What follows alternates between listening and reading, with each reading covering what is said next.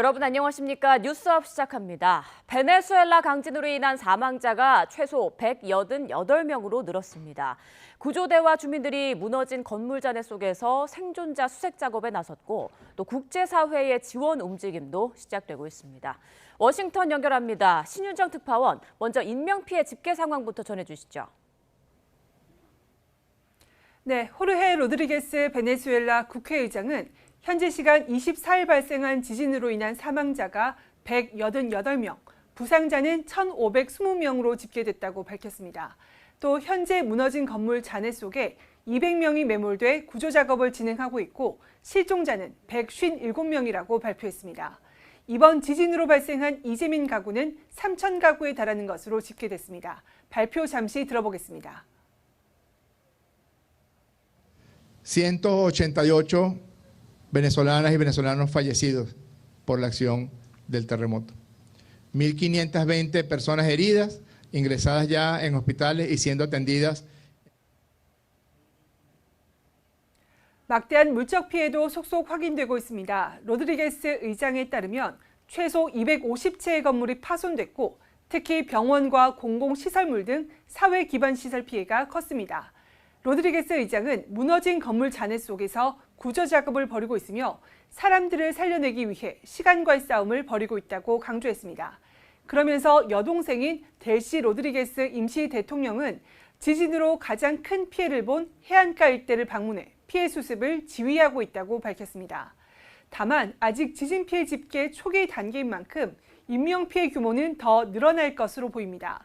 베네수엘라 적십자사는 강한 여진이 피해 지역 주민들과 대응 인력들에게 추가적인 위험을 가하고 있다고 전했는데요. 전력, 통신, 교통 등 기반 시설의 피해로 구조 작업이 더딘 만큼 향후 인명피해 규모가 빠르게 증가할 가능성이 있어 보입니다. 강진으로 삶의 터전을 잃은 이재민과 피해 지역 주민들은 여진 공포 속에서 야외에서 밤을 보내야 했습니다. Todo roto, todo partido. Tuve que dormir en el carro de mi hijo porque no pudimos subir. 네, 그렇다면 국제사회의 지원은 어떻게 이루어지고 있습니까? 네, 먼저 유엔은 베네수엘라 강진 피해 대응에 본격 착수하면서 국제 수색 구조팀 배치가 곧 이루어질 거라고 밝혔습니다. 유엔은 카라카스에 중앙 조정 허브를 설치하고 베네수엘라 정부와 협력해 구조 활동과 긴급 구호 지원에 나섰고 국제 구조팀의 현장 투입을 조율하고 있다고 밝혔습니다. 사무총장 대변인의 브리핑 잠시 들어보겠습니다. The UN supporting efforts on the ground to ensure that assistance reaches those most in need as quickly and effectively as possible. 미국도 적극적인 대응에 나섰습니다. 마코 루비오 미 국무장관은 미 동부 버지니아주 등에서 소방관과 의사, 구조공학 엔지니어 등으로 이뤄진 구조대가 이미 출발했다고 밝혔습니다. 또 공항이 크게 파손된 만큼 미 국방부를 통해 장비를 지원하고 피해 규모 파악을 위해 항공 위성 영상도 제공하고 있다고 설명했습니다. 미 국무부는 또 베네수엘라에 1억 5천만 달러, 우리 돈으로 약 2,300억 원 규모의 원조를 제공할 계획도 발표했습니다. 루비오 장관은 생존자 구조의 골든타임인 향후 48에서 72시간이 가장 중요하다며 미국 정부가 신속한 지원에 나설 거라고 강조했습니다. Those are the acute, like short-term needs over the next 48 to 72 hours because in search and rescue, you're trying to get to people while you can still save their lives. They're buried under rubble. 베네수엘라 인근 중남미 국가들의 지원도 이뤄지기 시작했습니다. 멕시코의 클라우디아 셰인바움 대통령과 칠레의 호세 안토니오 카스트 대통령은 구조대와 의료진 등을 현지에 파견해 잔해 제거와 실종자 수색 등을 지원하겠다고 밝혔습니다. 또 국제통화기금과 세계은행은 베네수엘라 정부와 협의를 통해 지원 방안을 검토하고 있는 것으로 알려졌습니다. 지금까지 워싱턴에서 YTN 신윤정입니다. 베네수엘라의 이번 강진은 불과 39초 간격으로 규모 7.0 이상의 강진이 잇따라 온 것이었습니다. 이례적인 쌍둥이 초강진에 도시 곳곳이 무너져 내렸습니다. 김정회 기자입니다. 건물이 종이장처럼 주저앉고 도시는 순식간에 거대한 먼지 구름에 휩싸입니다. 베네수엘라 북중부 해안을 규모 7.2와 7.5의 초강력 쌍둥이 지진이 강타했습니다. 불과 39초 만에 규모 7.0 이상의 본진급 지진이 연달아 터진 겁니다. 위력은 상상을 초월합니다. 규모 7.2는 히로시마 원자폭탄 60개, 규모 7.5는 180개가 동시에 터지는 수준의 에너지를 뿜어냅니다. 원폭 240개가 연달아 도심 지하를 강타한 셈입니다. 쌍둥이 지진의 연쇄 충격은 연쇄 붕괴를 불러왔습니다. 첫 번째 규모 7.2의 강진으로 건물 구조에 균열이 가며 아슬아슬하게 버티던 건축물들이 불과 39초 뒤 몰아친 7.5의 더 강력한 2차 충격을 견디지 못하고 그대로 폭삭 주저앉은 겁니다. 7.2는 지하 20km에서 남북 방향으로 쪼개진 단층이었는데 7.5 지진은 단층 면을 따라 동서 방향으로 찢어지는 좀 특이한 모양의 두 개의 지진이 동시에 발생을 하면서 피해를 키운 것으로 판단이 되고 있습니다. 대개 강진 이후 찾아오는 여진은 수분에서 수시간의 간격을 두지만 이번엔 채 1분도 되지 않아 대형 지진이 연달아 터지면서 주민들이 건물 밖으로 탈출할 최소한의 골든타임마저 없어 피해를 키웠습니다. 지진 전문가들은 남미판과 카리브판이 맞물리는 복합 단층대의 압축 에너지가 한꺼번에 폭발하며 이례적인 쌍둥이 지진을 일으켰다고 분석하고 있습니다. 특히 지진의 진원이 10km 안팎으로 매우 얕아 지상으로 전달된 충격파가 배가 됐고 수도 카라카스를 비롯한 주요 밀집 도시의 노후화된 인프라가 겹쳐 결국 유례없는 대참사로 이어지고 말았습니다. YTN 김정희입니다. 이번 베네수엘라 강진이 2023년 튀르키예, 2010년 아이티에서 발생한 대지진과 유사하다는 분석이 나왔습니다. 화면으로 함께 보시죠. 미국 일간 뉴욕타임스는 현지 시간 25일 이번 지진이 비교적 얕은 깊이에서 발생한 데다 충격파가 단층선을 따라 수도 카라카스 방향으로 전달되면서 피해 규모를 키웠다고 보도했습니다. 이를 놓고 헤럴드 토빈 워싱턴대 태평양 북서지진 네트워크 소장은 2023년 튀르키예 대지진과 2010년 아이티 대지진도 이와 유사한 형태의 지진이라고 설명했습니다. 21세기 최악의 자연재해 중 하나로 꼽히는 튀르키예 대지진. 2023년 2월 6일 새벽 튀르키예 동남부에서 규모 7.8의 강진이 처음 발생했고 수습할 겨를도 없이 오후 1시 무렵 또 인근에서 규모 7.5의 지진이 잇따랐습니다. 강력한 지진이 짧은 시간차를 두고 잇따랐다는 점, 또 진원 깊이가 모두 10에서 20km 사이로 비교적 얕은 수준인 것도 비슷합니다. 3년 전 튀르키예 강진으로 민가 약 67만 6천 채와 기타 건물 11만 6천 채가 무너지거나 파손됐고 5만 3천여 명이 목숨을 잃었습니다. 또 2010년 1월 12일 오후 4시 53분 카리브해에 위치한 아이티에는 규모 7.0의 강진이 덮쳤습니다. 역시 진원의 깊이가 13km로 얕아 피해를 더 키웠고요. 인구가 몰린 수도 포르토프랭스에서 얼마 떨어지지 않은 곳에서 지진이 발생했다는 점이 이번 베네수엘라 강진과 흡사합니다. 당시 지진으로 아이티 정부 추산 최대 31만 6천여 명이 사망했고 이재민도 150만 명에 달했습니다. 뉴욕타임스는 이번 지진이 1900년 규모 7.7 지진 이후 126년 만에 베네수엘라를 강타한 최대 규모라고 전했는데요. 미국 지질조사국은 향후 일주일간 규모 3에서 5 수준의 여진이 이어질 것으로 전망해 앞으로 피해 규모는 더 커질 수 있어 보입니다. 일본에서도 베네수엘라 못지않은 규모 7.2의 지진이 발생했습니다. 한때 신칸센 운행이 중단되기도 했지만 큰 피해는 없었습니다. 도쿄에서 이승배 특파원입니다.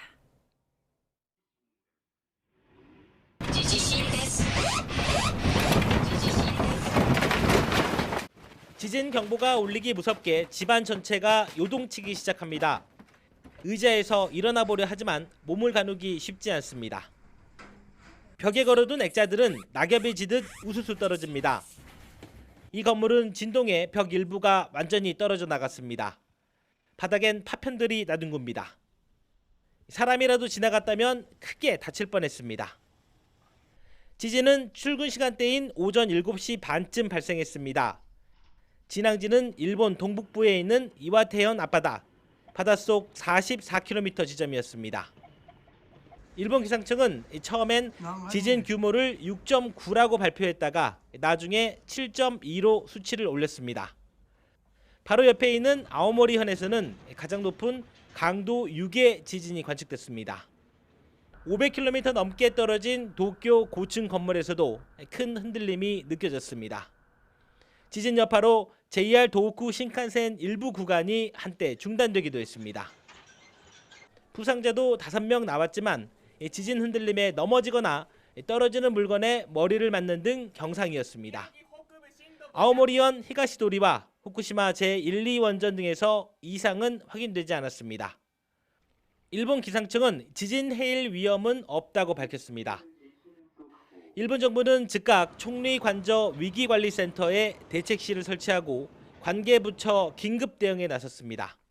地震による被害状況及び現地の対応状況等を把握するため、青森県庁に内閣府調査チームの派遣を決定し、 강한 흔들림이 관측된 지역에는 자위대 항공기를 파견해 피해 상황 정보를 수집하고 있습니다. 揺れの強かった地域の皆様におかれましては、引き続き同程度の地震の発生に注意していただきますようお願いをいたします。 일본 기상청은 향후 일주일 사이 비슷한 규모나 더욱 강한 흔들림을 동반한 후속 지진이 발생할 가능성이 있다고 밝혔습니다. 도쿄에서 YTN 이승배입니다. 네, 이번에는 전문가 연결해서 베네수엘라 강진 상황 조금 더 자세히 살펴보겠습니다. 홍태경 연세대 지구시스템과학과 교수 연결돼 있습니다. 교수님 안녕하십니까? 네, 안녕하십니까? 네, 교수님 이번에 베네수엘라에서 1분도 채 안 되는 사이에 규모 7 넘는 강진이 2차례나 발생했는데 이렇게 큰 지진이 잇따라서 발생하는 경우가 흔한 일은 아니죠? 네, 그 1분이라는 간격을 두고 규모 7대의 지진들이 연거푸 나는 일은 사실 드문데요. 특히나 같은 단층되고 위치도 진앙지로만 보고 나면 한 40km 떨어져 있겠지만 실질적으로 하야의 면을 고려하면은 사실 동일한 위치라고 볼 수 있거든요. 그런 위치에서 1분의 간격을 두고 난다는 거는 해당 위치에 많은 응력이 쌓여 있었던 상태고 그래서 깊은 곳에서 지진이 발생하면서 보다 더 얕은 깊이의 지진을 유발하는 연쇄적인 작용인데요. 이런 일들은 그리 흔한 일은 아닙니다. 자, 그리고 이번 지진의 에너지가 히로시마 원자폭탄 240개의 폭발력에 보금가는 정도라고 하던데 이게 딱 와닿지는 않습니다. 저희가 어느 정도의 그 규모의 강진이다라고 좀 이해하면 될까요? 네, 규모 7.2, 7.5 지진은 매우 강력한 지진인데요. 우리가 겪었던 2016년 경주 지진이 규모가 5.8입니다. 예. 그래서 7.2 지진은 경주 지진에 비해서 에너지로만 따져보면 한 128배 되고요. 그 다음에 7.5는 한 362배가 되는데, 그러니까 쉽게 얘기하면 경주 지진이 한 번은 128개가 한꺼번에 폭발을 하고, 그 다음에는 362개의 경주 지진이 동시에 발생한 효과가 이번에 발생한 것이라고 할 수 있습니다. 네. 자, 이번 지진은 그 진원의 깊이가 10에서 한 20km 정도로 얕았다고 하던데, 지표면과 가까운 곳에서 발생한 점이 또 피해를 키운 면이 있겠죠? 네, 그 지진 규모도 물론 중요하지만 그에 못지않게 지진의 깊이도 지진 피해를 키우는데 매우 중요한 역할을 합니다. 네. 일반적으로 진원이라고 하는 곳이 그 지하에 실제로 지진이 발생한 위치를 나타내는데요. 그 진원으로부터 피해를 보는 지역까지의 거리가 멀어지면 멀어질수록 지진파가 도달하는데 거리가 멀어지기 때문에 에너지가 많이 감소된 채로 도달하게 되거든요. 예. 그런데 지하 20km나 10km에서 발생한 지진은 진앙지까지, 즉 지표로 바로 이동을 하는 경우는 겨우 20km나 10km밖에 이동하지 않고 지표를 흔들기 때문에 에너지가 거의 감소하지 않은 상태로 도달하게 됩니다. 이것은 이제 일본 열도 앞바다에서 발생하는 지진들과 많이 대비가 되는데, 일본 열도 앞바다에서 발생하는 것은 발생하는 깊이 자체도 굉장히 깊어요. 한 30km나 깊은 거는 한 100km 넘게 깊은 깊이에서 발생하는데 그 해안선하고도 떨어져 있어서 실제로 이 해안선에 있는 도시라고 하더라도 실제 거리를 따져보면은 한 150km 이상의 거리가 떨어진 경우가 많거든요. 예. 이제 그런 면에서 이번에 진원의 깊이가 얕은 것이 피해를 더 키우는데 더 주요한 역할을 한 것으로 보입니다. 네, 강한 규모의 지진이 잇따라 발생했다는 점, 또 진원의 깊이가 얕았다는 점이 피해를 키웠다라고 말씀해 주셨는데 지금까지 공식적으로 확인된 사망자만 188명입니다. 그런데 최대 10만 명 사망까지 언급되고 있어요. 교수님께서는 앞으로 피해 규모 어느 정도로 예상하십니까? 예, 뭐 단정하기는 어려운데요. 예. 그 진앙지 인근에 아주 크고 작은 도시들이 많이 있습니다. 인구 작게는 5만, 6만 정도 되는 도시들이 여러 개가 진앙지를 주변으로 해서 한 20km 이내에 모여 있고요. 또 한 40여 킬로 떨어진 곳에 인구 140만의 도시가 또 있는 상태이기 때문에 그 140만이 존재하는 그 도시만 하더라도 그 땅의 흔들림이 진도 한 8 정도 되는 흔들림을 만들어냈습니다. 쉽게 얘기하면 반경 한 40km 이내 지역은 매우 큰 흔들림이 있었고 건물 붕괴로 이어졌다고 볼 수 있습니다. 따라서 이 건물 붕괴 아래에 아직 생사가 확인되지 않은 분들이 있다면 이분들이 이제 차차 생사가 확인된다면 사망자가 더 늘어날 가능성이 있고요. 현재로서는 아마 공식 확인된 숫자가 이것이기 때문에 예. 보다 더 늘어날 가능성이 높다고 생각이 됩니다. 네. 자, 현지에서는 여진도 계속되고 있다고 하는데 문제가 앞으로 또다시 강한 지진이 추가로 발생할 수 있다는 점 아니겠습니까? 앞으로 언제까지 계속 좀 주의를 기울여 봐야 할까요? 예, 이 파리브판은 이 남미판에 대해서 매년 2cm씩 이동하는 판입니다. 판에 이동하는 판들 중에는 그렇게 빠른 판은 아닌데요. 하지만 2cm씩 꾸준히 이동하면서 이 판의 경계부에는 많은 응력을 꾸준히 쌓고 있는데 그에 따라서 이번 규모 7.2, 7.5가 굉장히 오랜만에 발생한 지진이라고 할 수 있습니다. 예. 그런데 이 경계부를 따라서는 여전히 많은 응력이 쌓여 있는 곳이 남아있기 때문에 추가적으로 여진이 발생할 확률이 아주 높은데 이제 우려되는 점은 이 지진보다 더 큰 지진이 발생할 가능성도 있거든요. 이에 따라서 더 큰 지진이 발생할 가능성도 생각하면서 각별한 주의가 필요한 상황입니다. 네. 사실 베네수엘라는 지진이 잦은 나라라는 인식은 많지 않은데 어떻습니까? 과거에도 좀 큰 지진이 발생한 적이 있습니까? 네, 규모 7점대 지진들은 상당히 자주 발생하는 편이고요. 예. 지진계가 이제 개발되기 이전에는 규모 8 정도의 지진들도 있었을 거라고 추정이 됩니다. 왜냐하면 이 판의 경계부에는 응력이 굉장히 많이 쌓이는 데다가 이곳이 판의 경계부임에도 지진이 그렇게 빈발하는 구조는 아니거든요. 그 얘기는 에너지가 쌓였다가 한 번씩 풀리는데 시간 간격을 두고 있고 그래서 한 번 풀릴 때는 많은 에너지가 한꺼번에 풀리기 때문에 예. 큰 지진으로 발현되는 일들이 많이 있습니다. 그래서 이 과거에도 이런 지진들은 꽤나 많았을 거라 생각이 되고 그때마다 피해가 굉장히 컸을 것이라고 짐작이 되고 있습니다. 네. 지금 무너진 건물 잔해 속에 수많은 사람들이 매몰돼 있고 구조 작업을 진행하고 있는데 구조 작업 시에 더욱 유의해야 할 점이 있을 것 같습니다. 그리고 골든타임은 언제까지라고 볼 수 있나요? 네, 이 구조 작업 시에 주의해야 되는 점은 지금 건물이 채 붕괴되지 않고 취약한 상태로 남아있는 건물들도 있을 거고요. 예. 그런데 이 여진이 아까 말씀드린 대로 계속 이어질 것이기 때문에 이 원진보다 작은 여진이라 하더라도 규모 6점대 후반의 여진도 발생할 수 있거든요. 네. 또 아까 말씀드린 것처럼 더 큰 여진이 있을 수도 있고요. 이렇게 되는 경우에 건물 붕괴가 추가로 이어질 수 있기 때문에 구조 작업 시에 이 구조대원의 스스로의 이제 또 목숨을 보호하곤 하는 작업들도 같이 동반해야 되기 때문에 구조가 굉장히 어려울 거라 생각이 되고요. 이런 추가 붕괴뿐만 아니라 또 이 붕괴 현장 아래에서는 식수나 이런 여러 가지를 구하기 어려운 상황이기 때문에 구조가 지연되는 경우에는 또 목숨을 부지하기가 어려운 상태가 될 것입니다. 그래서 신속한 구조가 여러 가지로 현재 어려운 상황이라고 예상이 되고 있습니다. 네, 참 안타까운 상황입니다. 자, 그런데 베네수엘라뿐 아니라 어제 미국과 일본 등에서도 지진이 발생했는데 서로 직접적인 연관성은 없는 겁니까? 네, 거리가 일단은 수천 킬로 떨어져 있는 데다가 일본 앞바다에서 발생한 지진 같은 경우에는 태평양판과 일본 열도가 충돌하는 곳입니다. 한해 환경이 전혀 다른 곳이고요. 근데 공교롭게도 이런 지진들은 전 세계적으로 규모 7점대나 5점대의 지진들이 때로는 같은 시간에 발생하는 경우들도 왕왕 있기 때문에 그리 이례적인 현상은 아닙니다. 그래서 이 일은 그 우연으로 이제 판단하고 있는 상황입니다. 네. 자, 아까 교수님께서 경주 사례도 언급해 주셨습니다만 우리나라도 더 이상 지진 안전지대는 아니다라는 얘기가 나오고 있지 않습니까? 만약 우리나라에서 지진이 발생한다면 좀 어떻게 대처를 해야 하는지 행동 수칙 좀 알려주시죠.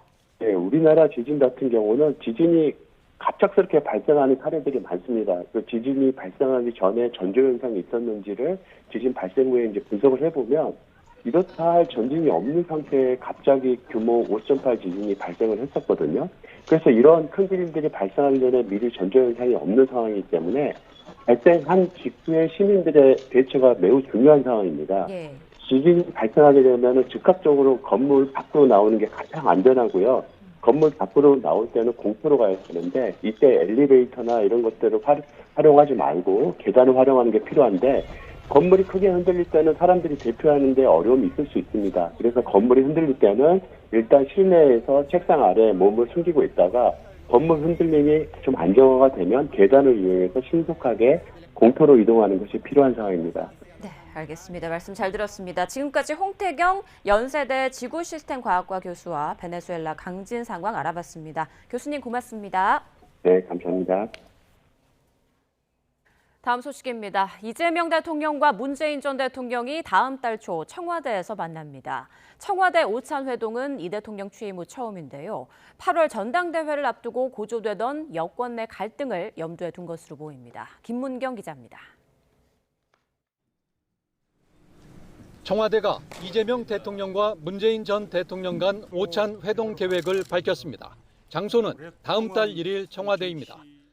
이재명 대통령은 문재인 전 대통령과 오는 7월 1일 수요일 오전 11시 30분에 청와대에서 오찬을 함께할 예정입니다. 이번 회동은 지난달 고 노무현 전 대통령 서거 17주기 추도식 이후 39일 만인데 청와대 회동은 이 대통령 취임 후 처음입니다. 회동 배경에는 오는 8월 더불어민주당 전당대회를 앞두고 지지층 내부의 분열 양상이 위험 수위에 달했다는 판단이 있다는 관측입니다. 여권 내에서는 이번 전당대회가 친명대 친문 구도로 치러지고 있다는 관측이 이어졌습니다. 이를 둘러싼 갈등이 고조되자 이 대통령은 지난 19일 기자회견에서 우려를 표명하기도 했습니다. 진짜 죽일 듯이 싸우고 진짜 죽이면 어떡해요? 응? 적도 아니고. 경쟁이 전쟁이 되지 않으면 좋겠다. 청와대는 전현직 대통령의 만남을 통해 여권 내 화합이 절실하다는 신호를 줄 것으로 기대하는 분위기입니다. 다만 새 당대표가 2028년 총선 공천권을 행사하는 만큼 개별 의원의 이해관계도 맞물려 있어 갈등이 봉합될지는 지켜봐야 할 것으로 보입니다. YTN 김문경입니다. 네, 호남에 대한 정치권의 관심이 뜨겁습니다. 민주당 예비당권 주자들이 잇따라 호남을 방문하고 있고 반도체 클러스터 호남행을 둘러싼 정치권의 공방도 격화하고 있는데요. 관련 내용 포함한 정치권 이슈 짚어보겠습니다. 오늘은 여선웅 더불어민주당 부대변인 신주호 국민의힘 부대변인과 함께합니다. 안녕하십니까? 자, 반도체 클러스터 호남행 얘기가 계속 나오고 있는데 이게 설 정도인 건지 아니면 어느 정도 구체화되고 있는 건지 어떻게 보세요? 지금 호남이라고 딱 이제 확정할 수는 없지만 충청, 호남 이렇게 이제 이 두 지역이 거론되고 있는 것 같습니다. 예. 어쨌든 이 반도체 제2의 클러스터 구축 같은 경우에는 저는 이제 대원칙을 세워야 된다고 합니다. 이 대원칙이 뭐냐? 기업이 시장 원리에 맞게 자신들이 투자 결정을 한다 이것이고요. 그리고 두 번째는 속도입니다. 어제 엊그저께인가요? 삼성전자 그리고 하이닉스와 똑같이 경쟁하는 미국의 이제 반도체 회사가 실적 발표를 했는데 그 실적 발표를 하는 것을 보니까 이 AI 산업 생태계, 반도체 이 생태계가 굉장히 오래 갈 것이라는 전망들이 쏟아졌어요. 예. 막 마진율이 85%나 정도나 하고요. 그렇기 때문에 지금 이 삼성전자와 하이닉스 같은 경우에는 국내에서 지역 이런 다툼할 시간이 없습니다. 어쨌든 글로벌하게 세계 이제 유수의 기업들과 이제 경쟁하고 있기 때문에 지금 막 지역에서 TK니 호남이니 아니면 충청이니 이렇게 서로 싸우다가는 그 타이밍을 놓친다 이렇게 생각을 합니다. 어쨌든 그 두 가지 원칙을 정치권과 국민들이 가장 염두에 두고 이렇게 좀 지원해 줘야 되지 않을까 이런 생각입니다. 네, 이재명 대통령 최태원 SK 회장에 이어 어제는 이재용 삼성전자 회장을 만난 것으로 알려지고 있는데 이것도 반도체 호남행과 관련이 있는 것 아닌가 이런 얘기가 나오고 있습니다. 삼전리스 호남 행설을 두고 국민의힘에서는 강하게 비판을 하더라고요. 어떤 입장입니까? 그러니까 어떠한 의사결정 과정을 거쳐서 이 호남의 공장을 새로 짓겠다라는 것인지 그것이 불분명하다라는 것이죠. 강유정 청와대 대변인 같은 경우에 이재명 대통령이 기업 회장들과 만난 그 사실들에 대해서 비공개 일정이라서 공개할 수가 없다. 그러니까 관련돼서 어떤 대화가 오갔는지 국민들께서 알 수가 없는 상황입니다. 근데 여당에서 그동안 이야기했었던 것이 기업의 지배구조를 개혁해야 된다라는 강력한 주장을 하지 않았습니까? 그런데도 불구하고 지금 기업 오너들과 1대1로 만난 다음에 호남으로 가는 이러한 의사가 결정이 됐다라는 것에 있어서 지금 정부가 하고 있는 관치 경제가 아니냐라는 비판을 피하기 힘들다고 보고요. 과연 지금 호남에 이 공장들이 가는 것이 입지에 적합하냐라는 국민적인 의구심도 가득한 상황입니다. 전력이라든지 용수라든지 인력이라든지 이 모든 것을 종합적으로 고려한 다음에 공장 부지를 선정해야 되는데 지금 호남 같은 경우에는 뭐 전력이 많습니다만 대부분이 이제 태양광에 의존하기 때문에 낮에는 상당히 많은 전력을 확보하지만 밤에는 그것이 기하급수적으로 떨어지는 그러한 위기를 초래하고 있거든요. 그런데도 불구하고 지금 이재명 대통령과 청와대가 어떤 방식을 통해서 이 삼전닉스를 호남으로 보내려고 하는 것인지 그것에 대해서 국민들께 명확하게 설명하지 못한다면 관치 경제 그리고 기업의 자율권을 침해했다라는 비판에서 피하기 힘들 것으로 보입니다. 네, 무소속 한동훈 의원 또한 반도체 공장 입지 결정을 명청대전의 총알로 써서는 안 된다라고 비판했습니다. 이 같은 목소리에 대해서는 민주당은 어떤 입장인가요? 저는요, 이 지금 앞서서 제가 이야기했던 것처럼 가장 큰 원칙은 기업이 결정한다입니다. 근데 이제 그 관점을 약간 조금 글로벌 투자자 입장에서 생각을 해보면요. 한국 같은 경우에 그 많은 외국인 투자자들이 한국의 이 반도체 입지, 뭐 AI 클러스터 관련한 경쟁력을 꼽을 때 뭐를 가장 우선 꼽냐면요. 너무 집적되어 있다는 거예요. 그러니까 미국 같은 경우만 봐도 텍사스 한 주가 우리나라 대한민국의 한 7배 정도 됩니다. 그러니까 미국인 이 글로벌 투자자 시각에서 보면은 한 주에 모든 게 다 몰려 있는 거예요. 그렇다고 볼 때 TK니 호남이 이렇게 싸우는 것이 사실은 지금 뭐 무슨 의미가 있냐 이런 생각이 듭니다. 저는 지금 지금 국민의힘 의원들이 여러 가지 뭐 이야기를 했지만 사실은 반도체 클러스터 말고요. 지을 것들이 굉장히 많아요. 지금 AI 산업으로 이렇게 산업계가 대전환되면서 우리가 계속 지금 산업계에서 이야기 나오고 있는 것 중에 피지컬 AI 있습니다. 저는 피지컬 AI의 가장 강점이 TK에 있다고 봅니다. 결국 지금 휴머노이드 로봇 이런 것들을 만드는 회사들이 전 세계적으로 전부 다 자동차 회사예요. 왜냐하면 자동차를 만드는 회사가 로봇도 가장 잘 만들 수 있기 때문이거든요. 그렇기 때문에 TK 같은 경우에는 피지컬 AI 그리고 지금 조선, 방산 이런 것들 산업 다시 이제 한국에 주목받고 있는데 그런 것들은 부울경에 또 지을 수가 있을 것 같습니다. 그런 식으로 어쨌든 지금 AI 산업 생태계가 전환되는 과정에서 대한민국이 제2의 한강의 기적을 맞을 수 있는 큰 기회를 이렇게 지금 기회가 다가오고 있기 때문에 반도체 클러스터 하나 만약에 반도체 클러스터가 충청이나 호남에 간다고 하면은 다른 새로운 미래 먹거리 같은 경우에는 다른 지역에 갈 수 있기 때문에 지금 우리가 국내적으로 이렇게 아웅다웅 할 시간이 없습니다. 네, 다른 기반 시설들은 또 다른 지역으로 골고루 분포될 수 있지 않겠느냐 이런 말씀이신데 아무래도 지금 반도체가 전 국민의 관심의 중심에 있기 때문에 이번 호남행에 대해서도 관심이 뜨거운 것 같습니다. 말씀하신 대로 지금 국민의힘 TK 지역 의원들은 반도체 클러스터 정치 논리가 아니라 지역 경쟁력을 봐야 한다며 반발하고 있고 호남에서도 호남권 정치인들 사이에서도 이른바 광주 올인은 안 된다라는 목소리가 나오고 있습니다. 이런 내용들이 민심에도 좀 영향을 미치지 않을까 싶은데 어떻게 전망하세요? 그러니까 민주당 내 의원들조차도 전북, 전남 지역의 의원들의 말씀이 다른 거 아니겠습니까? 그 정도로 이 반도체 공장을 각 지역에 유치하려고 하는 그 노력이 있는 건데 그렇다면 그 노력에 힘입어서 기업들이 자율적으로 결정하고 어떠한 곳에 우리가 들어가는 것이 가장 경제적으로 뛰어난가 이것을 고려를 해야 되는데 그런 것이 아니라 지금 정부라든지 청와대라든지 대통령의 압력에 의해서 이러한 결정이 됐다라는 것이 가장 큰 문제인 것 같습니다. 특히 국민의힘 TK 의원들 같은 경우에도 꼭 대구 경북에 와야 된다 이런 입장이 아니고 이번 지방선거 과정에서도 각 광역단체장들이 반도체 공장 부지를 조성하겠다 이런 식의 공약을 많이 냈습니다. 그럼 각 지역들에서 이 유치를 하기 위한 노력, 경쟁이 펼쳐지고 있는 거예요. 그렇다면 그 경쟁을 우리가 깔끔하고 투명한 과정을 거쳐서 공장을 유치하도록 정부가 이끌어 주어야 되는데 그것이 아니라 정치적인 논리에 함몰돼서 호남으로 보낸 것이 아니냐라는 국민적인 비판이 거세지는 것이죠.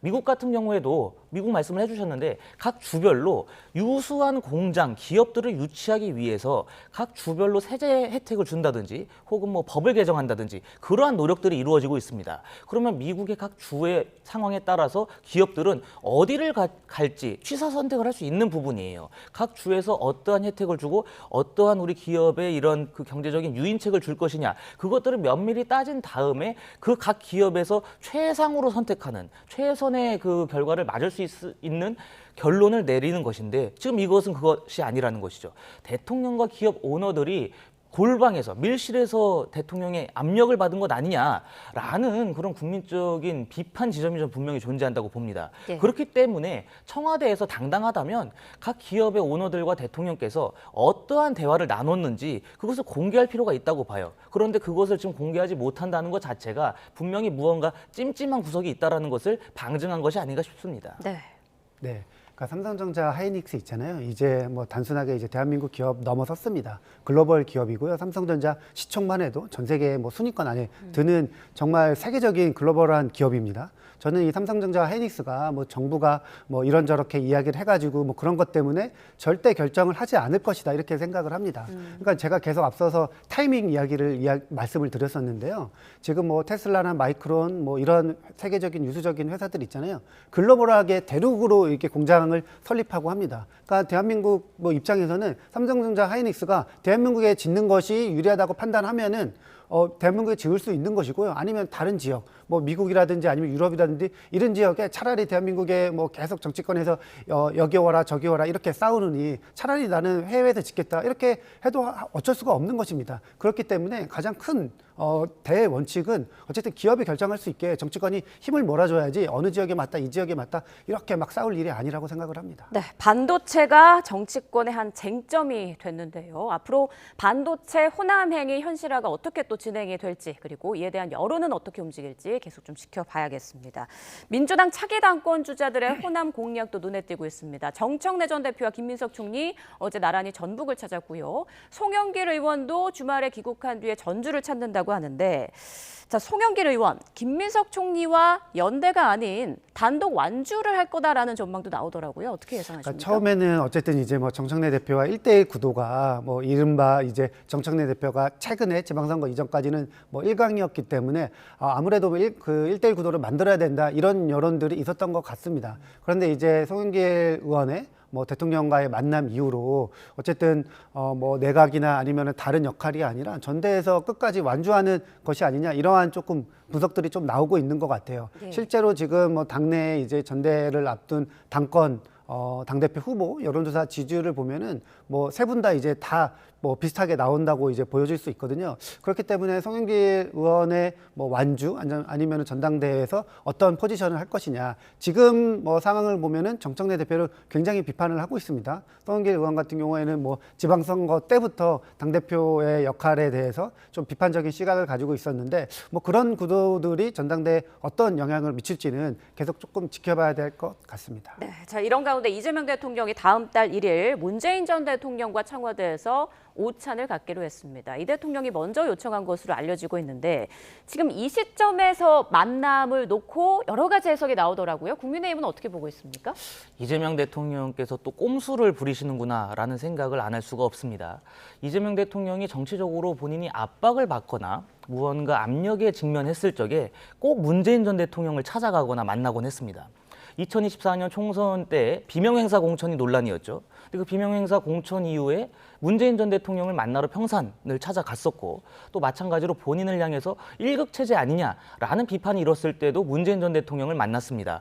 그러니까 겉으로 보이는 것은 문재인 전 대통령과 이재명 대통령 어떻게 보면 계파가 다른 분들이 만나서 민주당의 화합을 견인하겠다라는 것처럼 보입니다만 그 실상에는 어쨌든 전직 대통령을 이용해서 이재명 대통령이 본인이 맞은 정치적인 위기를 타개하려고 하는 것 아니냐라는 물음이 전 가능할 것 같습니다.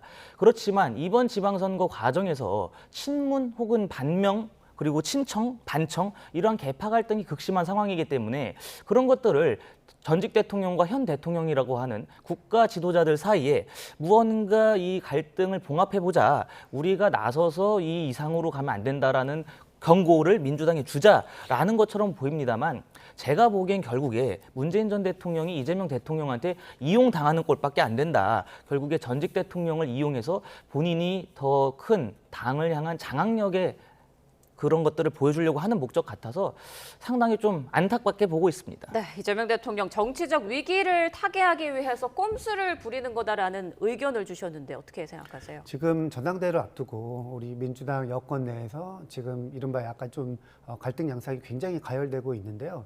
지금 뭐 그 축 중에 하나가 어쨌든 뭐 친문, 친노 그룹들이 지금 이제 현 대통령 지지 그룹과 약간 이제 조금 대립하고 있는 측면이 있습니다.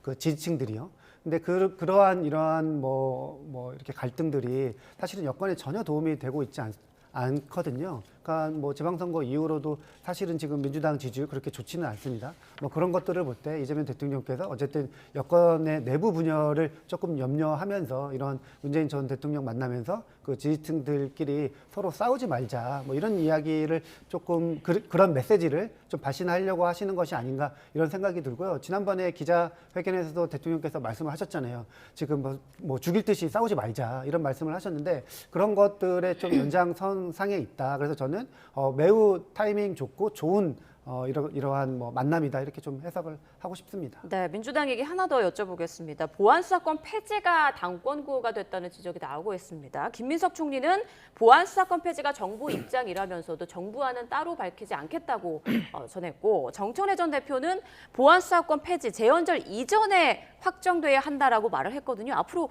어떻게 진행되는 걸까요? 이제 보안수사권은 더 이상 전대의 쟁점이 아니라고 저는 개인적으로 생각을 하거든요. 그러니까 왜냐하면은 지금 민주당에서 보안수사권을 살리자는 주장하고 있는 사람들이 아무도 없습니다. 그러니까 당권 주자인 김민석 총리도 그렇게 말씀을 하셨고요. 그리고 뭐 친명계라고 할 수 있는 여러 의원들께서 보안수사권 나도 폐지 찬성한다 이런 목소리를 내고 있고 그리고 정부도 이번에 이제 다 입장을 정리하지 않았습니까?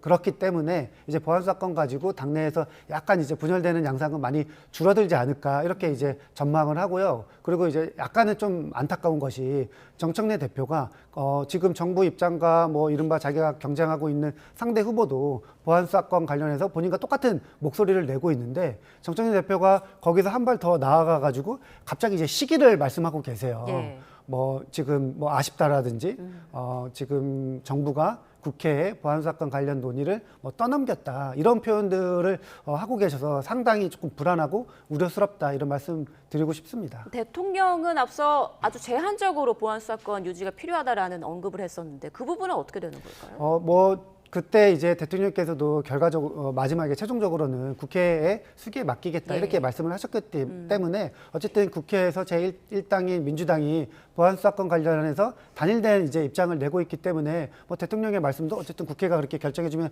따르겠다는 의미였기 때문에 큰 문제는 없지 않을까 생각합니다. 네, 이어서 국민의힘 상황도 보겠습니다. 장동혁 대표가 복귀하면서 당 내용에 다시 불붙는 그런 분위기인데 장동혁 대표 당을 흔드는 건 해당 행위라면서 기강 잡기에 나섰습니다. 앞으로 뭐 당무감사위나 윤리위 등이 재개될까요? 어떻게 예상하세요?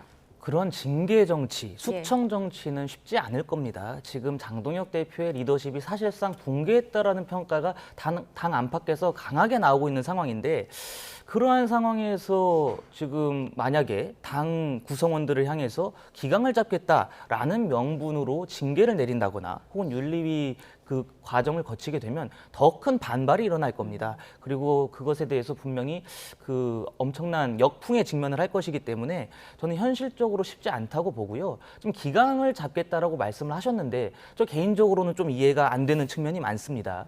지금 당대표와 원내대표 간의 의견이 약간 좀 다른 면이 있고 또 당에서 공식적으로 논의되지 않은 사안들이 공개적으로 나가면서 정점식 원내대표가 상당히 불쾌감을 표출하셨어요. 그렇다면 그러한 말씀을 하셨던 정점식 원내대표를 향해서도 기강을 잡겠다라고 하실 것인지 묻지 않을 수가 없는 상황이죠. 그러니까 지금 당대표께서 그 지방선거 과정에서 고군분투하시고 노력하신 것은 당 구성원 모두가 공유하고 있는 인식입니다. 같은 생각이고요. 그렇지만 우리가 분명히 짚고 넘어가야 될 점은 이번 지방선거 결과에 대한 냉정한 분석과 평가라는 것이죠. 이번 지방선거에서 국민들이 국민의힘에 내려주신 그 준엄한 민심을 어떤 식으로 평가하고 그것을 어떻게 우리가 받들어서 향후에 국민의힘의 노선을 정하고 진로를 정해갈 것인지 그것을 두고 고민하자라는 것을 당대표 흔들기라고 말씀하시는 것은 저는 굉장히 부적절하다고 생각합니다. 네. 지금 국민의힘이 해야 될 것은 더 많은 국민들의 의견과 뜻을 모을 수 있을 만한 그러한 정당을 만드는 과정인데 그러한 과정에 장동혁 대표께서도 함께 해주셔야 될 거라고 봅니다. 지금 새신파 의원들 장 대표 사퇴뿐 아니라 선출직 최고위원들의 결단도 지금 촉구하고 있는 상황인데 최고위원들의 사퇴 가능성 있습니까? 저는 앞으로 의총이라든지 혹은 그 선수별 의원의 간담회 그리고 당내 여러 의견을 수렴하는 과정에서 충분히 선출직 최고위원의 사퇴로 인한 지도부 붕괴가 가능하다고 생각을 합니다. 물론 그러한 과격한 방식을 피하기 위해서 지금 당내 구성원 모두가 노력을 하고 계신 상황이에요. 사실 그동안 국민의힘의 지도부가 무너지는 과정을 보면 방금 말씀드린 선출직 최고위원 5명 중에 4분이 사퇴를 함으로써 지도부가 와해되고 붕괴하는 그런 과격한 방식을 통해서 지도부 교체가 일어났거든요. 근데 그러한 파고까지는 우리가 피해야 되지 않겠느냐라는 공감되는 형성이 되어 있는 것 같습니다. 그렇기 때문에 장동혁 대표의 결자 해지, 아름다운 마무리를 할 수 있게끔 정치력이 발휘가 되고 있는데 그러한 정치력 발휘를 일방적으로 당권파가 거부한다라고 한다면 과격한 방식을 투입할 수밖에 없는 상황까지 갈 수도 있다고 봐요. 그러니까 지금 핵심 키는 신동욱 최고위원, 김재현 최고위원 2분 아니겠습니까? 그런데 어제 그 공개 석상에서 김재현 최고위원과 장동혁 대표 간의 이 의견이 엇갈리는 모습이 노출이 됐습니다. 그런 걸로 볼 적에 만약에 당내의 총이라든지 중의가 장동혁 지도부로는 안 된다라는 것에 모인다면 현역 의원이 신동욱 최고위원과 다선 의원을 지내신 김재현 최고위원은 그것을 거부하기가 힘들 겁니다. 그 2분은 어쨌든 국회의원을 지냈던 분이고 현역 의원이기 때문에 의총을 통해서 도출된 결론의 무게감을 아시는 분들입니다.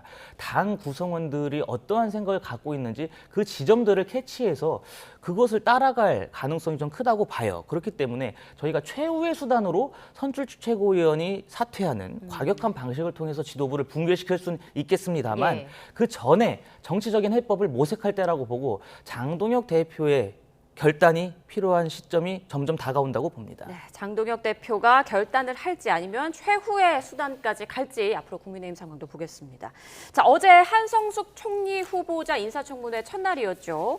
예상대로 다주택 문제를 두고 격돌이 벌어졌는데 지금 국민의힘에서는 다주택 마기가 아니라 권력도취 마기라고 비판했습니다. 민주당 입장은 어떻습니까?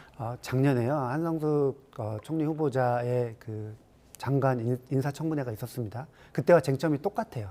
근데 이제 부동산 같은 경우에는 오히려 해소됐습니다. 당시에 뭐 여러 가지 이제 민주당에서 이렇게 후보로 내세웠던 당에서 내세웠던 이런 뭐 분들의 인청 결과가 뭐 국민의힘에서 합의를 안 해줘가지고 그냥 단독으로 통과된 경우도 있습니다. 근데 한성숙 총리 후보자 같은 경우에는 당시에도 여야 합의로 통과됐었거든요. 그리고 그때보다 더 쟁점이 줄었습니다. 저는 이 국민의힘에서 괜히 그냥 발목 잡아가지고 이미 해소된 그리고 국민의힘이 주장했던 것들을 다 받아들여가지고 해소했는데도 불구하고 부적격 후보라고 계속 주장하는 것은 좀 억지다 이런 생각이 들고요. 그리고 두 번째는 지금 제 기억으로는 한성숙 총리 후보자가 비정치인, 비관료인 중에 최초인 것 같습니다. 그러니까 한성숙 후보자는 민주당과 관련이 없던 분이셨어요. 어쨌든 기업에서 계속 오랫동안 산업계에서 계셨던 분인데 이런 분들을 모셔와가지고 뭐 재산 형성 과정에서 전혀 불법이 없고 뭐 부동산 문제도 크게 이제 문제가 없는데도 불구하고 계속 이제 발목 잡기 한다고 하면은 누가 어느 현장에 계셨던 분들이 국가를 위해서 일할 수 있겠냐 이런 생각이 들거든요. 그렇기 때문에 작년에도 여야 합의로 통과됐기 때문에 이번에도 여야 합의로 이렇게 인사청문회 통과됐으면 좋겠다 이런 말씀 드리고 싶습니다. 예전보다 의혹이 해소됐는데 계속 비판하는 건 억지다라고 말씀하셨어요. 국민의힘은 어떤가요? 의혹이 점점 늘고 있습니다. 그 주택 같은 경우에도 4채 중에 3채를 인사청문회 직전에 매각을 했습니다. 근데 지난해 장관 취임 이후에도 계속해서 집을 매각하겠다라는 의지를 보였습니다만 지금 총리로 지명된 직후에 파는 것은 저는 국민을 우롱한 거라고 봐요. 그리고 이재명 대통령께서 다주택자를 일컬어서 마귀라고 말씀하셨고 또 용지를 복사하는 직원조차 다주택자는 안 된다 이런 말씀을 하신 거 아니겠습니까? 그럼 이재명 대통령이 공언했었던 이야기들 그리고 인사 원칙과 전면으로 배치되는 분이 바로 한성숙 후보자입니다.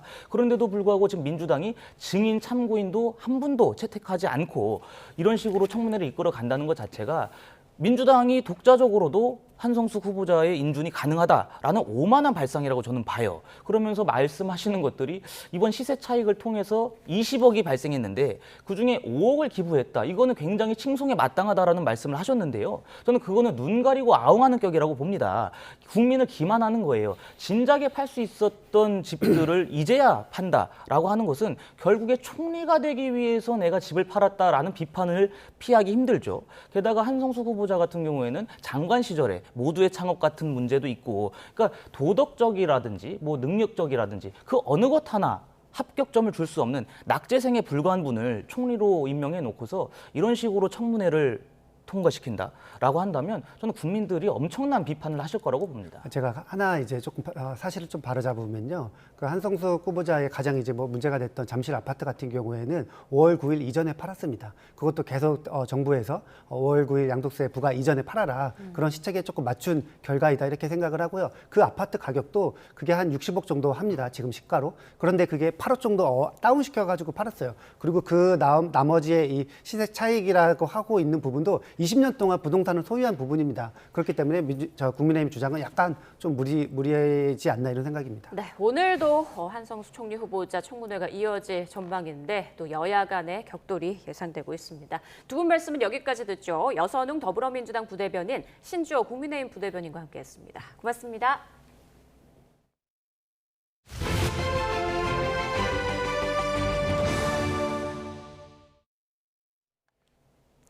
개표소 봉쇄 시위가 이어지고 있는 서울 송파구 올림픽공원에서 경찰관에게 침을 뱉은 혐의로 체포된 40대 여성이 구속됐습니다.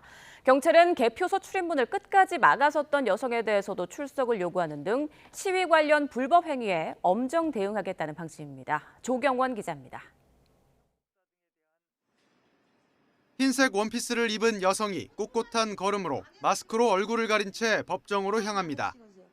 경찰관 얼굴에 침을 뱉고 욕설을 한 혐의로 체포된 40대 A씨가 구속 전 피의자 신문을 받기 위해 법원에 출석한 겁니다. 경찰관에게 욕설한 것이 맞느냐는 질문에 A씨는 구호로 대답을 대신했습니다.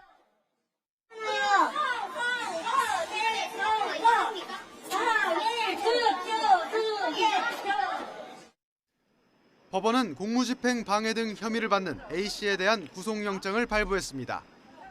A씨는 경찰관의 국적을 확인하겠다며 이름을 물어보거나 경찰관 가족 등에 대해서 욕설을 한 혐의도 받습니다.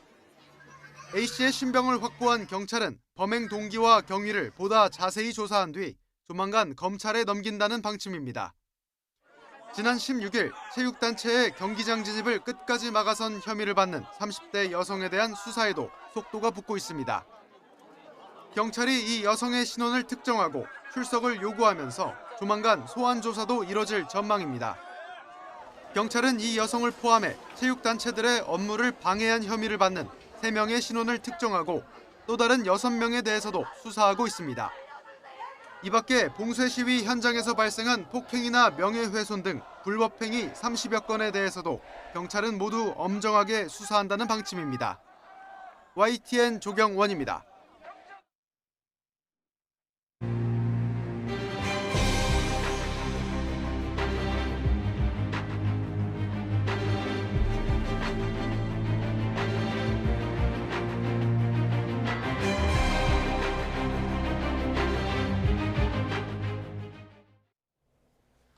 인사청탁을 들어주는 대가로 목걸이와 시계, 그림 등을 받은 혐의를 받고 있는 김건희 씨에 대한 1심 선고가 오늘 열립니다. 오늘 오후 2시 열리는 재판은 모두 생중계됩니다. 취재기자 연결합니다. 이만수 기자.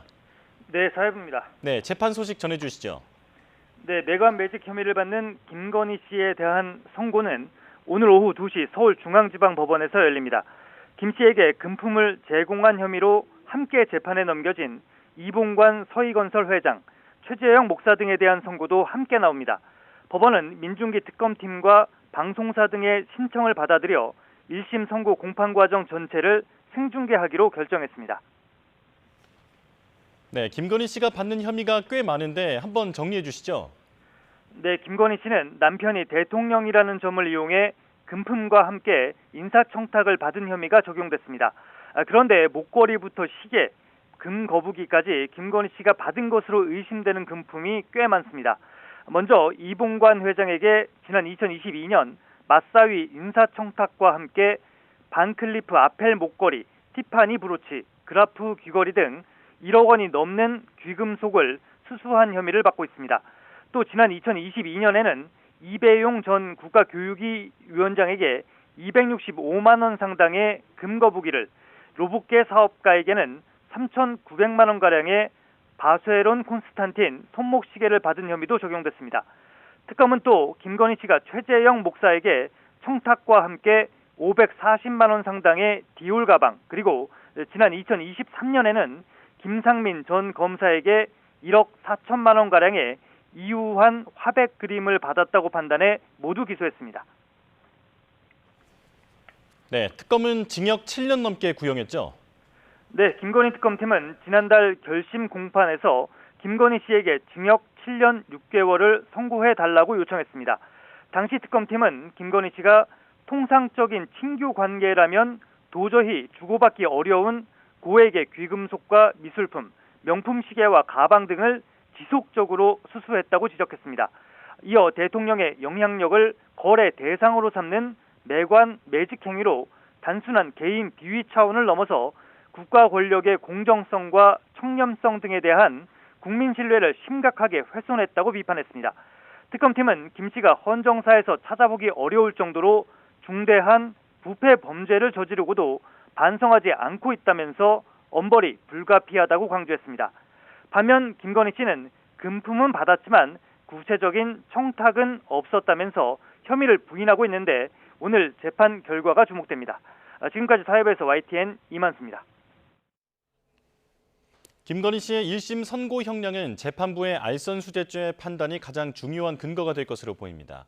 깊이 반성한다는 김 씨의 최후 진술이 양형에 얼마나 영향을 줄지도 따져보겠는데요. 박성배 변호사와 함께하겠습니다. 어서 오십시오. 안녕하십니까. 네. 자, 오늘 오후 2시입니다. 서울중앙지방법원에서 김건희 씨의 매관매직 1심 선고가 생중계되는데 일단 재판 순서부터 전해주시죠.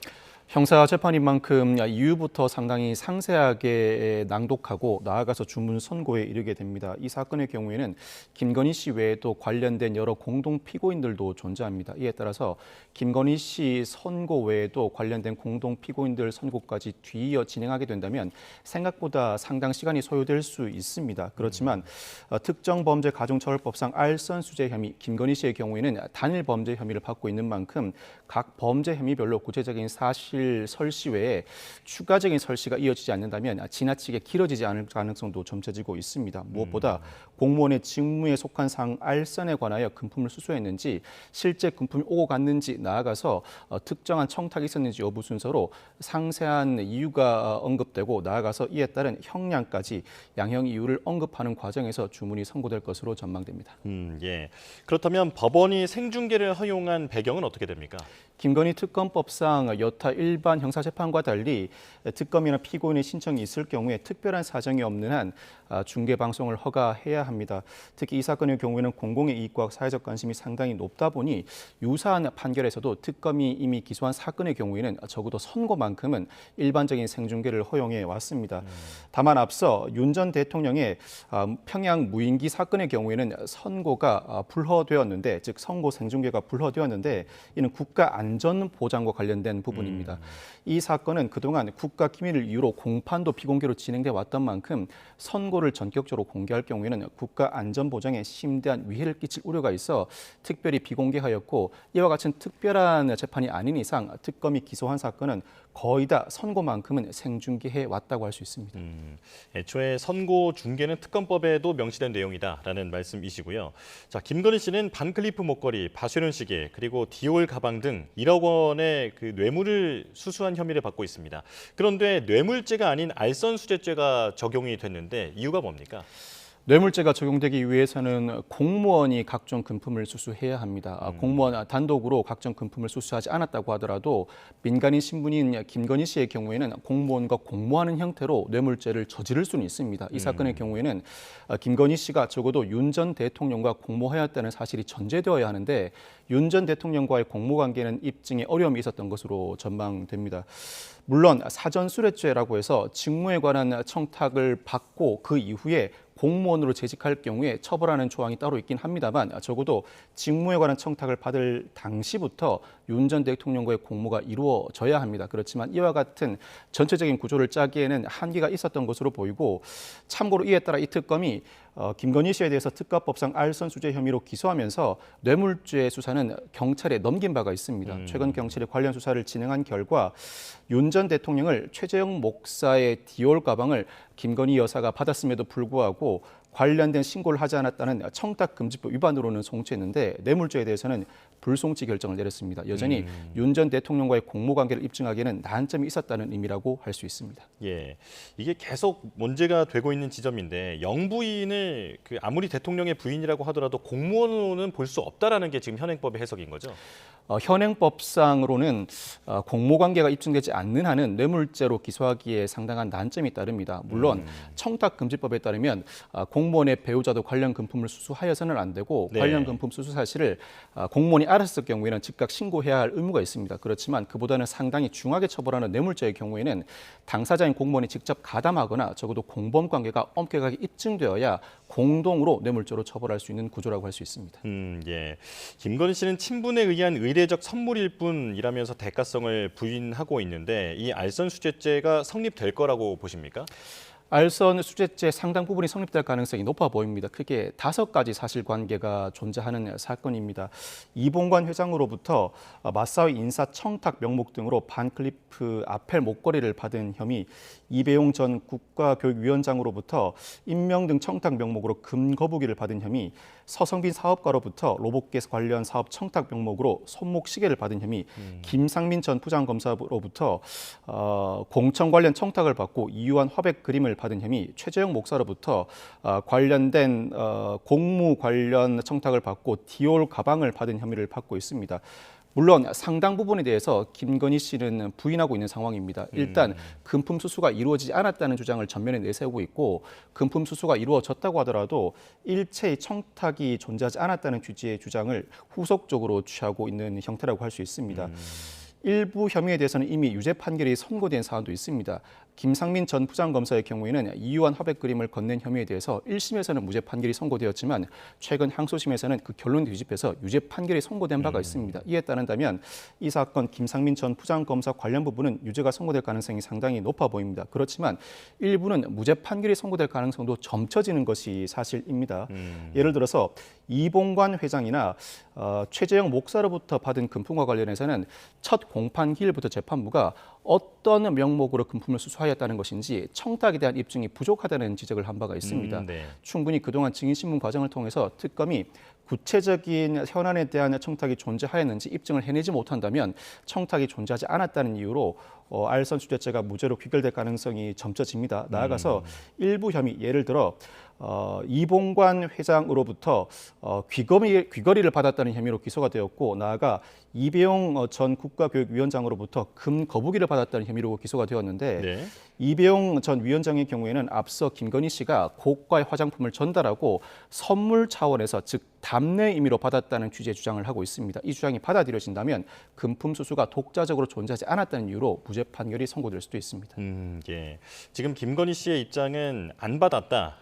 그런데 받은 것에 대해서는 어떤 대가성이 없었고 선물일 뿐이다라는 입장인 건데 여기에서 그 설명해 주신 그 사업가 서성빈 씨가 건넨 바쉐론 콘스탄틴 시계, 이건 구매 대행이라고 김건희 씨가 계속 주장을 하고 있잖아요. 잔금을 처리했던데 이게 재판에는 어떤 영향을 줄까요? 이 시계의 시가가 3,900만 원 상당에 이릅니다. 김건희 씨와 서성빈 씨가 공히 김건희 씨가 구입 비팔 시계를 서성빈 씨가 대행해 준 것에 불과하다는 취지의 주장을 하고 있습니다. 앞서 이 두 사람은 500만 원을 이미 선금으로 지급하였다고 주장해 왔고 최근 변론이 종결된 이후에 선고 직전에 김건희 씨가 2,900만 원을 서성빈 씨에게 이체한 내역을 재판부에 제출하기도 한 것으로 전해지고 있습니다. 상당히 뒤늦은 감이 없지 않아 있습니다만 이와 같은 행위는 불가피하다고 할 수 있습니다. 이 두 피고인의 주장에 따른다면 결국 구매 대행이라면 일정한 대가가 지급되어야 하는데 그동안 대가가 상당 기간 지급되지 않았다. 적어도 이 주장을 그대로 유지하기 위해서는 관련된 잔금은 지급할 수밖에 없는 구조라고 할 수 있습니다. 그렇지만 상당히 뒤늦은 주장일 뿐만 아니라 이와 같은 형태에 대해서 특검이 이미 지적을 한 바가 있습니다. 만약 구매 대행이라는 주장이 받아들여지게 된다면 각종 공모와 관련된 비행위에서 일단 금품을 수수하였다가 나중에 구매 대행이라고 주장하면서 이와 같은 변론을 하게 된다면 이 주장을 받아들인다는 전제하에서 앞으로는 공무원의 비행위에 관한 일체의 처벌이 이루어질 수 없다는 지적을 한 바가 있습니다. 이와 같은 각자의 주장에 대해서 재판부가 어떻게 판단할지 주목되는 부분인데 적어도 서성빈 씨와 관련된 부분은 로봇계 도입과 관련된 청탁이 존재한다고 인정된다면 알선 수재가 인정될 가능성이 상당히 높게 점쳐집니다. 예. 시계 거래 이후에 또 로봇계를 그 대통령실 경비에 이제 납품 테스트를 했던 그런 일도 있다 보니까 이 부분을 재판부가 어떻게 판단할지 귀추가 주목됩니다. 자, 특검은 징역 7년 6개월을 구형했는데 이 구형량에 대해서는 어떻게 평가하시는지도 궁금하고 그리고 재판부는 선고를 얼마나 할지도 궁금합니다. 특검의 징역 7년 6개월 구형은 최고형 구형입니다. 이 사건은 단순 일죄, 즉 특가법상 알선수재 혐의 하나만 상정된 사건입니다. 특가법상 알선수재의 법정형이 징역 5년 이하 등입니다. 즉 여러 범죄가 성립한다고 하더라도 각 범죄 중에서 가장 중한 법정형, 즉 특가법상 알선수재 최고형, 즉 징역 5년형의 2분의 1까지만 가중할 수 있는데 징역 7년 6개월이 이 사건에서 김건희 씨에게 선고할 수 있는 가장 중한 형입니다. 가장 중한 형에 해당하는 구형을 하였다고 볼 수 있고 이 사건의 경우에는 여러 양형 사유들이 존재합니다.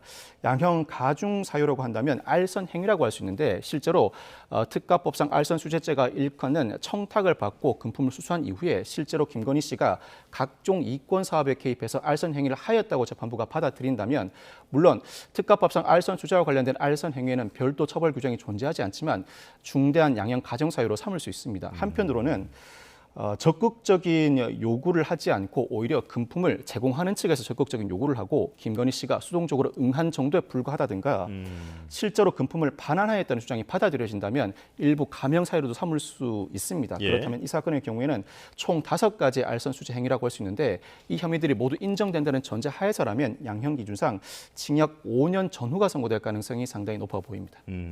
특검 측에서는 할 수 있는 만큼 최대한 구형을 했다라는 말씀이시군요. 자, 그렇다면 윤석열 전 대통령의 내란 우두머리 재판 2심으로 가보겠습니다. 1심에서는 무기징역이 선고됐었는데 당시 선고의 취지는 어땠습니까? 당시 1심 재판부는 비상계엄이 내란에 해당하는 죄를 판단할 때에는 비상계엄의 실체적, 절차적 요건을 따지기보다는 국회, 군을 보낸 것이 핵심이라고 판시한 바 있습니다. 국헌을 몰란할 목적으로 폭동을 일으켰나는 행정부, 입법부, 사법부의 본질적 기능을 침해하였는지 여부를 기준으로 판단해야 한다고 판시하면서 이 사건에서 자신의 의사를 관찰하기 위해서 국회, 군을 보낸 것 자체로 내란죄는 성립한다고 판시했습니다. 그리고 공수처의 수사권도 인정될 뿐만 아니라 공수처 수사 기록 외에도 여타 나머지 수사 기록만으로도 유죄를 인정하기에는 충분하다고 판시하였고 근본적으로 민주주의의 핵심 가치를 훼손한 만큼 무기징역 선고는 불가피하다고 판시하였습니다. 다만 윤 전 대통령이 치밀한 계획을 세우지는 않았고 물리력 행사를 최대한 자제하였다는 점을 양형 감형 사유로 삼기도 했습니다. 윤 전 대통령 측이 법관 기피 신청을 내면서 시간이 상당히 이제 지연이 된 상황인데 그 사이에 윤 전 대통령 입장에서 보면 악재라고 할 수 있는 선고가 나왔습니다. 박성재 전 법무부 장관 특검 구형보다 무거운 징역 25년을 선고받았잖아요. 이게 지금 윤 전 대통령의 재판에도 영향을 줄까요? 물론 1심 재판부의 판단인 만큼 항소심 재판부에 직접적인 영향을 줄지는 지켜봐야 할 것 같습니다. 그렇지만 박성재 전 법무부 장관에게 검찰 구형보다 더 높은 징역 25년을 선고하였는데 양형보다도 핵심 양형 근거가 더 주목을 받고 있습니다. 1심 재판부가 노상원 수첩의 증명력을 인정하였다는 점에 방점을 찍어야 할 것 같습니다. 이 노상원 수첩은 앞서 윤 전 대통령 1심 재판부가 증명력을 인정하지 않았던 증거입니다. 그런데 이 노상원 수첩에는 각종 비상계획 실행 계획과 사후 조치 사항이 담겨 있습니다. 앞서 윤 전 대통령 1심 재판부는 이 수첩의 작성 시기를 단정하기 어렵고 필기가 조악하다는 이유로 증명력을 인정하지 않았습니다. 그런데 박성재 전 법무부 장관의 1심 재판부는 그 수첩의 증명력을 인정하면서 2023년부터 비상계엄을 준비한 것으로 보인다고 판시한 바 있습니다. 김용현 전 장관으로부터 노상원 피고인이 각종 현안을 전해 듣고 그때그때 작성한 수첩으로서 증명력이 있다, 신빙성이 높다는 판단을 한 것인데 만약 이 노상원 수첩의 증명력을 윤 전 대통령 항소심이 받아들인다면 이 노상원 수첩은 치밀한 계획을 보여주는 자료일 뿐만 아니라 향후 윤 전 대통령의 장기 독재 의도까지 해석할 수 있는 증거라고 할 수 있습니다. 이와 같은 노상원 수첩의 증명력을 인정한다면 비상계엄을 상당히 오래전부터 치밀하게 계획했을 뿐만 아니라 장기 독재 의도로 비상계엄을 선포하였다는 결론에 이르게 되는 만큼 무기징역을 넘어서는 형선고도 점쳐지는 대목이라고 할 수 있습니다. 네, 알겠습니다. 자, 특검은 사형을 선고해달라라고 요청을 했는데 2심 판단은 어떨지 지켜봐야겠습니다. 지금까지 박성배 변호사와 함께했습니다. 고맙습니다. 감사합니다.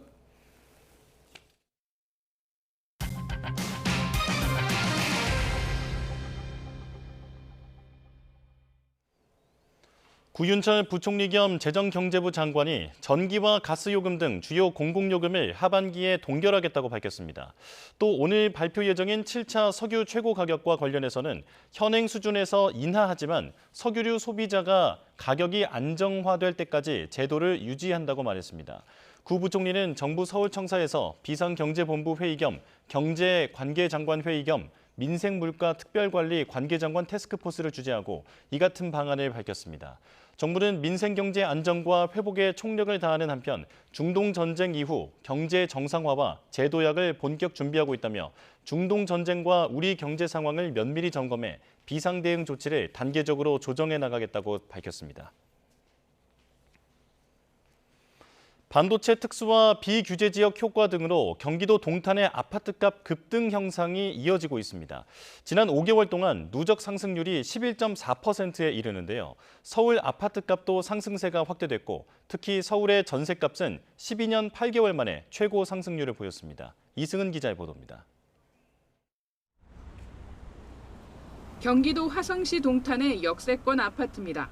이번 달 초 전용 면적 84제곱미터가 22억 2,500만 원에 거래됐습니다. 이 일대 아파트 호가는 한 달 전 실거래가에 비해 5억 정도가 뛰었습니다. 한국부동산론이 집계한 이번 달 넷째 주 주간 아파트 가격 동향을 보면 동탄 아파트 값은 일주일 새 1.65% 뛰어 전국 1위 기록을 이어갔습니다. 집계가 나오기 시작한 지난 2월 이후 5달간 누적 상승률이 11.38%에 이르렀습니다. 반도체 벨트 배우지를 포함한 경기 남부권은 물론 정비사업 기대감에 성남시 중원구가 0.59%, 안양시 동안구가 0.49% 올랐습니다. 서울 아파트 매매 가격 상승률은 0.3%였습니다. 72주 연속 상승세를 이어가며 5주 만에 다시 3%대로 올라섰습니다. 강남구가 0.35% 오르는 등 강남권 재건축 단지를 중심으로 상승폭이 확대됐을 뿐 아니라 도봉 0.46%, 성북 0.41% 등 비강남권까지 상승세가 확산했습니다. 전월세가 가파르게 오르고 매물이 부족한 상황에서 정책 대출이 가능한 아파트를 중심으로 신혼부부 등 실수요가 유입된 결과로 보입니다. 전세난도 심화하고 있습니다.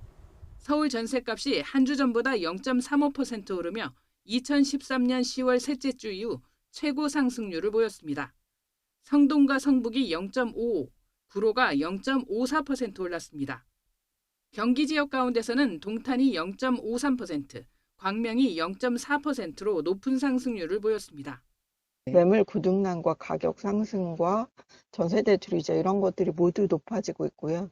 월세 가격도 지금 역대 최고치 상승률을 나타내고 있어서 임대차 시장의 가격 부담으로 이어지고 있는 것이라고 봐야 될 것 같습니다. 부동산 보유세와 금리 인상 전망에도 매물 부족과 전월세 가격 상승, 유동성 확대에 서울과 수도권 핵심 지역을 중심으로 가격 상승세가 이어질 것이라는 시각이 많습니다. YTN 이승은입니다. 증시 보겠습니다. 미국 마이크론의 역대급 실적 여파로 어제 5% 넘게 급등한 코스피, 장중 9,000선을 넘어선 데 이어 8,930으로 장을 마치며 다시 9,000피에 대한 기대감을 높였는데요. 오늘은 하락 출발하고 있습니다. 현장으로 가보겠습니다.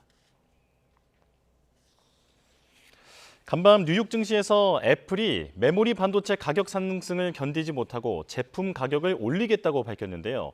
애플을 비롯해서 메모리를 구매하는 기업들의 주가가 크게 흔들렸는데 반면 메모리를 공급하는 마이크론의 주가는 폭등했습니다. 오늘 우리 반도체 투톱의 주가에는 어떤 영향을 미칠지 주목됩니다. 현재 코스피와 코스닥 상황 전해드리겠습니다. 현재 코스피 8,828포인트를 지나가고 있고 1% 조금 넘게 떨어지고 있는 상황입니다. 그리고 코스닥 오늘도 하락하고 있습니다. 현재는 마이너스 0.9% 수준 879포인트 지나가고 있습니다. 메모리 슈퍼사이클의 기대감으로 반도체 투톱 그리고 그룹사의 주가가 천정부지로 치솟는 가운데 비반도체 종목의 소외는 더욱 심해지고 있습니다. 특히 코스닥은 올해 상승률이 이미 마이너스로 돌아선 상황인데요. 대책을 마련해야 한다는 목소리가 나오고 있습니다. 원달러 환율 보겠습니다. 오늘 4.6원 오른 1,547.3원으로 개정했는데 간밤 미국의 물가 우려가 소폭 진정되면서 달러 강세가 주춤했지만 오늘도 원달러 환율은 상승 출발했습니다. 지금까지 개장 상황 살펴봤습니다. 고기를 얼마나 먹느냐보다 어떤 종류의 고기를 먹느냐가 특정 암 사망 위험과 관계가 있다는 국내 연구 결과가 나왔습니다. 남성의 경우 붉은 고기를 많이 먹을수록 위암 사망 위험이 낮아지는 경향이 있었고 여성의 경우 내장육을 많이 먹을수록 췌장암과 유방암 사망 위험이 높아지는 경향이 확인됐습니다. 김대근 기자입니다. 연구팀이 본 고기 종류는 붉은 고기와 닭고기, 내장육, 가공육 등 4가지였습니다.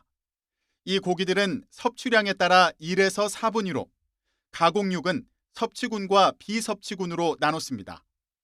그리고 지표별 보정을 거쳐 암 종류별 사망 위험도를 비교했습니다. 고기를 얼마나 먹었는지는 남녀 모두에서 크게 중요하지 않았습니다. 특정한 종류의 고기, 성별이 중요했습니다. 남성에서는 붉은 고기를 많이 먹은 그룹일수록 가장 적게 먹은 그룹보다 위암 사망 위험이 52% 낮았습니다. 체질량 지수가 25 미만으로 비교적 마르거나 흡연 경험이 있는 남성에서 특히 두드러졌습니다.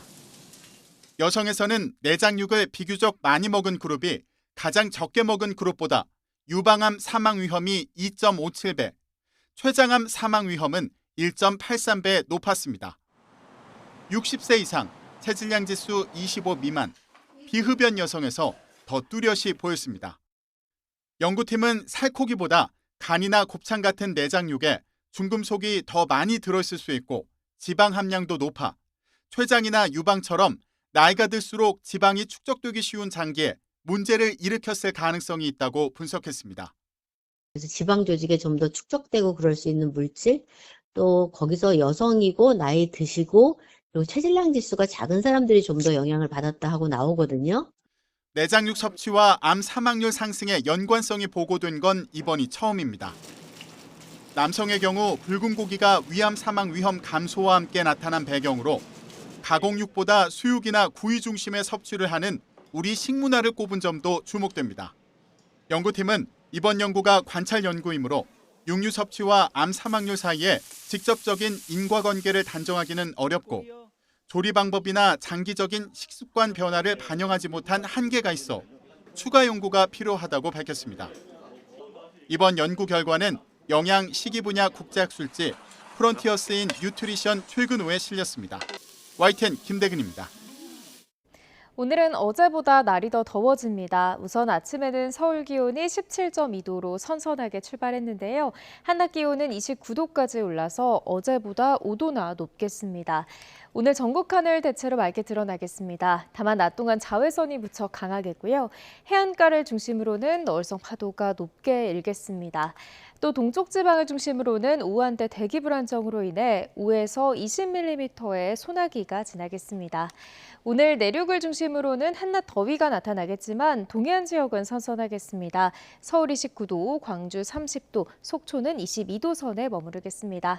주말과 휴일에는 서울 낮 기온이 32도까지 치솟는 등 더위의 기세가 강해질 전망입니다. 날씨였습니다. 뉴스원 마칩니다. 시청해주신 여러분 고맙습니다.